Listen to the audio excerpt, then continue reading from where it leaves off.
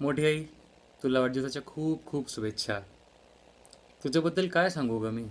अम, तुझ्याबद्दल काय बोलणं म्हणजे एवढं माझं व्यक्तिमत्व एवढं मोठं नाही आहे.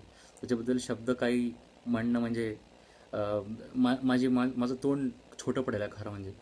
पण तरी मी दोन शब्द तुझ्याबद्दल जेव्हा पण मी विचार करतो, तर मला असं वाटतं की हे शब्द प्रॉबेबली म्हणजे माझ्या मनात येत असतील आहे, की जीवन हे शेत तर तू म्हणजे विहीर, जीवन ही नौका तर तू म्हणजे तीर, जीवन ही शाळा तर तू म्हणजे पाटी, जीवन हे कामच काम तर तू म्हणजे सुट्टी. तू उन्हामधली सावली, तू पावसातील छत्री, तू थंडीतली शाल, आता यावे दुखे खुशाल. तू म्हणजे मंजिराचा उंच कळस, तू म्हणजे अंगणातील पवित्र तुळस, तू म्हणजे भजनात गुणवावी अशी संत वाणी, तू म्हणजे वाळवंटातील प्यावं असं थंडगार पाणी, तू म्हणजे आरतीत वाजवावी अशी लयबद्ध टाळ, तू म्हणजे वेदनांवरची सर्वात पहिली आरोळी.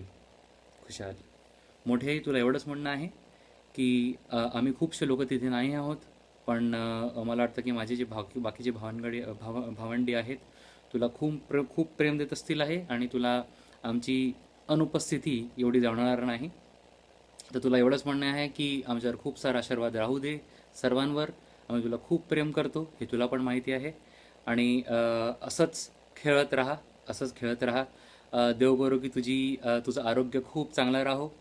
आता तुझं फक्त 80 वय आहे. सेंचुरी तर ही नक्की काढलीच पाहिजे आपण, त्यावरती पण सेंचुरी तर पाहिजेच पाहिजे मला. आणि बस एवढंच बोलणं आहे. मी तुला आल्यानंतर भेटतो. मी लवकरच येतो तिकडे आणि भेटीन. आणि मग आपण तुझं वाढदिवस परत एकदा सेलिब्रेट करूया अशी माझी इच्छा राहील. पण बाय.